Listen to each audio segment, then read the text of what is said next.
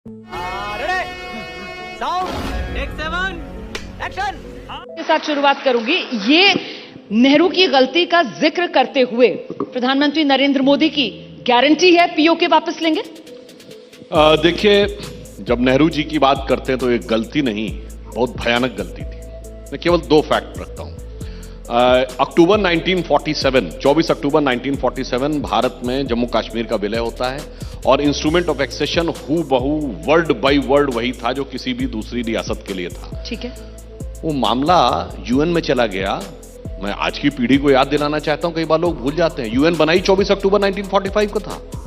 भैया 2 साल हुए थे, यूएन की कोई लेजिटिमेसी नहीं थी, सोवियत ब्लॉक उसको मानने को तैयार नहीं था, चाइना उसका मेंबर नहीं था क्या यूएन में जो आपने भेज दिया?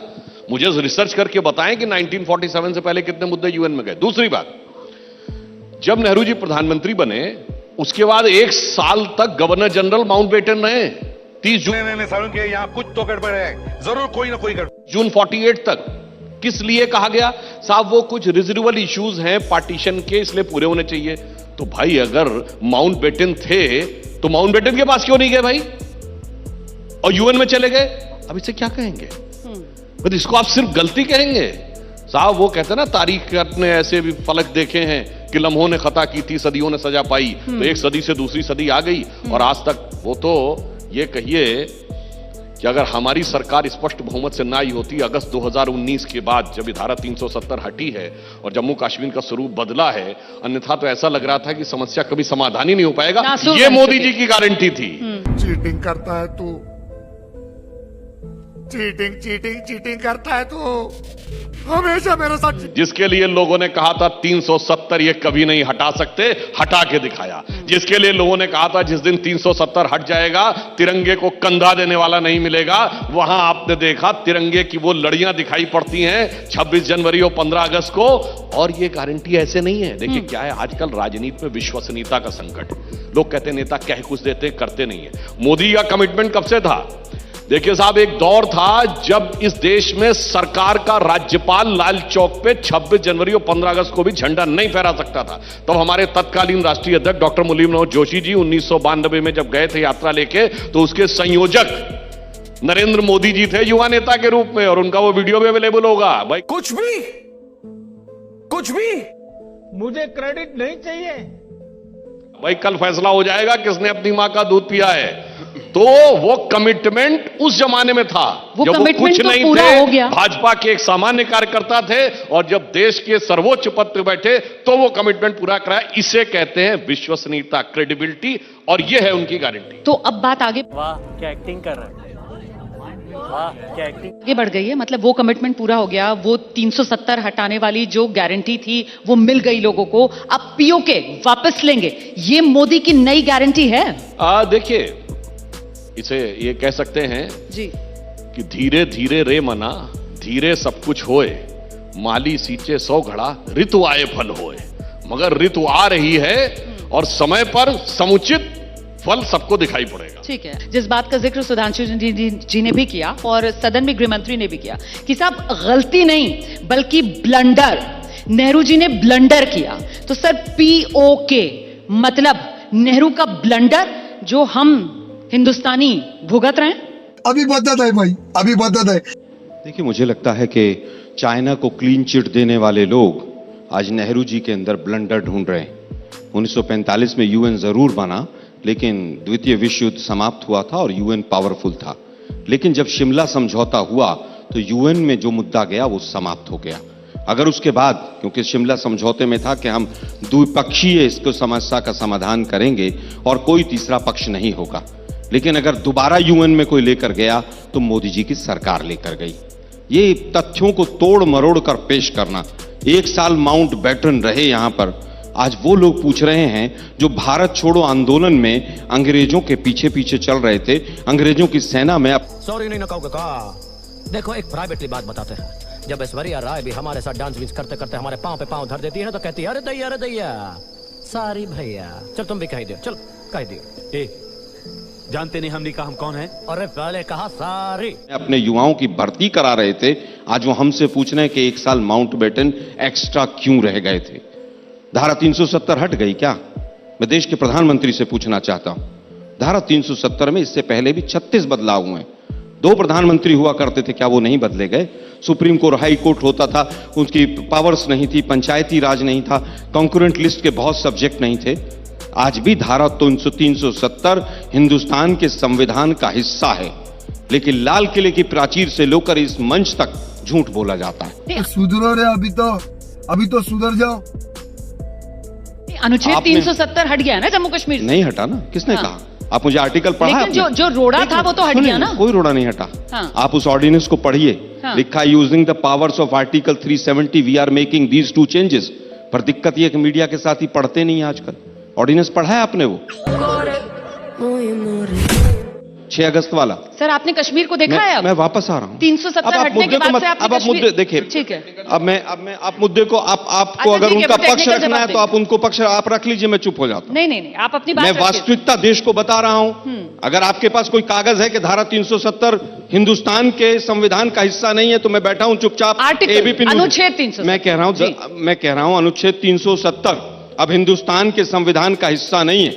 मैं एबीपी मंच के इस माध्यम से दोनों प्रवक्ताओं को चैलेंज करता हूं कि मुझे कागज दिखा दो। मुझे भी लपेट लिया आपने। आपने क्योंकि मुझे बीच Sipping on vex for the legs, say something. Never tell a fact that I never stay running. Sipping on vex, damn, know I got stacks in the. बीच दो में प्रवक्ता टोका बोल दिया। मैंने बीच में टोका क्योंकि आप लोग मैंने क्लैरिफिकेशन आपने वो चाहा था। ordinance- मेरे आपने वो- दर्शक के लिए मैं आपसे मैं- क्लैरिफिकेशन अगर मांग रही हूँ क्लैरिफिकेशन तो नहीं आप मांग मुझे रहे। किसी पार्टी का नहीं, प्रवक्ता बना देंगे। आपने दोबारा जैसे ही आप पकड़े गए तो आपने तुरंत उसके टॉपिक को बदल दिया। आपने जम्मू कश्मीर देखा है? हाँ। अरे भाई, जम्मू कश्मीर मैंने भी देखा है हाँ। और पूरा विश्व देख रहा है। हाँ। 4.5-5 साल से वहां चुनाव नहीं हो रहे हैं। आप पता ही है कब चुनाव हुए थे लास्ट वहां पर सर वहाँ और एक G20 की मिनट बैठकें सुनिए, हो गई वही तो प्रॉब्लम है वहाँ ना। दुनिया भर के डेलीगेशन पहुंच गए दिक्कत सर। यह है कि बीजेपी का प्रवक्ता बोलता है तो आप शांत बैठती हैं। मुझे फिर नहीं आना हो सर। फिर नहीं आना, अगर आए तो मैं तुझे नहीं छोड़ूंगा। मुझे बोल तो लेने दीजिए। अच्छा बोलिए। अभी वहां नाराज पर ना होइए, लेह लद्दाख में चुनाव हुए, किसी मीडिया की हिम्मत नहीं हुई कि बीजेपी बुरी तरह से हारी वहां पर कि वहां के नतीजे दिखा दिए जाएं। नहीं, हमने तो बताया एबीपी न्यूज मैं फिर पर कि कहूंगा। लेह लद्दाख काउंसिल के अंदर कांग्रेस मैं ने फिर बढ़िया कहूंगा, प्रदर्शन किया। मैं फिर कहूंगा जी। अगर वहां पर कांग्रेस की जगह बीजेपी जीती होती हाँ। तो आप मोदी जी का झंडा लेकर पूरा नोएडा का मीडिया निकल जाता। शांति से मेरी बात को सुनिए, अदरवाइज मेरे पास सारे तथ्य हैं। अब मैं वापस पूछना चाहता हूं, 2 बदलाव किए आपने। 2 बदलाव में क्या था कि कॉन्स्टिट्यूएंट असेंबली की जगह गवर्नर के पास पावर्स होंगी और गवर्नर्स के पास जो पावर्स हैं उसके बेसिस पर हम ये चेंजेस करने जा रहे हैं कि जो 35A था उसमें 35A भी नहीं है ऑर्डिनेंस में जी। कि 1959 में जो फला पॉइंट था वो हटा दिया गया। मान ली हमने बात, उससे बड़े बड़े चेंजेस तो कांग्रेस ने किए हैं। और जिस समय पर धारा 370 के बारे में बात हुई और फैसला हुआ, क्या उस कैबिनेट में श्यामा प्रसाद मुखर्जी इनके जो मुख्य व्यक्ति थे क्या वो नहीं थे?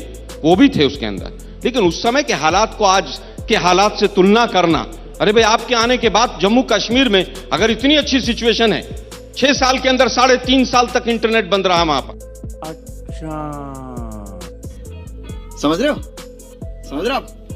हो ना? जो लोग कहते थे कि हम वहां पर तिरंगा नहीं उठाने देंगे, उनके साथ तो 6 महीने सरकार चलाई आपने।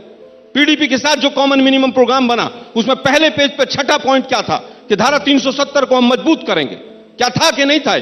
केवल रोटियां सेकने से देश नहीं चलता है।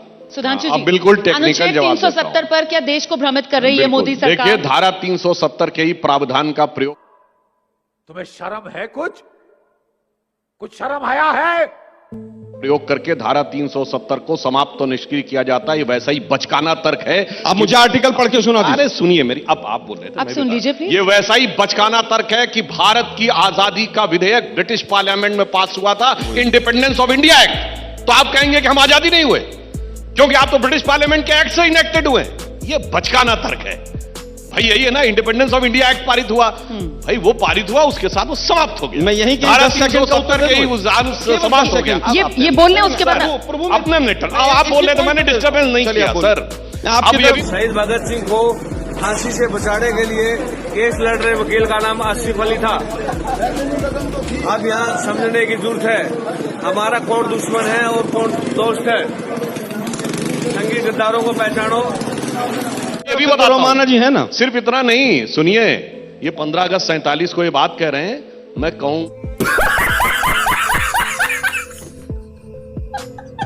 कहूंगा करोड़ों दर्शकों से जो देख रहे हैं जाके चेक करिए, 1 साल तक भारत का मुसलमानों को फांसी। आरएसएस सबसे बड़ा गुंडा आतंकवादी संगठन। आरएसएस की आजादी के आंदोलन में गद्दारी सबूतों के साथ पढ़िए। आरएसएस एक गद्दार संगठन। आर्मी चीफ कौन था? जनरल रॉय बूचर, अंग्रेज था। फिर आपको क्या जरूरत थी वहां जाने की? भारत का एयरफोर्स चीफ कौन था? 1954 तक अंग्रेज रहा है। पहले एयर चीफ मार्शल एल्महर्स्ट थे, फिर गेराल्ड गिब्स 1954 तक, नेवी चीफ 1957 तक, 1968 तक इसीलिए जॉर्ज पंचम की प्रतिमा लगी रही। भाई, अरे भैया, अंग्रेज का आर्मी चीफ था, अंग्रेज का एयरफोर्स चीफ था, अंग्रेज का वो था, अंग्रेज बैठा हुआ था, माउंटबेटन बैठा हुआ था, काहे चलेगा भाई यूएन? मैं आ जाऊं क्या अपनी पर? ये तो समझ से बाहर की बात है। इसलिए मैं कह रहा हूं, जो आप आजादी कह रहे हैं ना, आज युवा पीढ़ी जाने हो आजादी धीरे धीरे धीरे धीरे कैसे समझौतों के तहत मिली थी, अन्यथा सब तरफ से तो वो था। इसलिए मैंने कहा फैक्ट। अब आज की बात कहते हैं। अब आज की बात कहते हैं, जिसको जम्मू कश्मीर में कोई समस्या दिखती हो। अब जम्मू कश्मीर में आईएसआईएस के झंडे दिखते हैं? नहीं। अब बताइए, पाकिस्तान जिंदाबाद के नारे दिखते हैं? कुछ समझे दया? हाँ सर, इसका मतलब है इसका मतलब है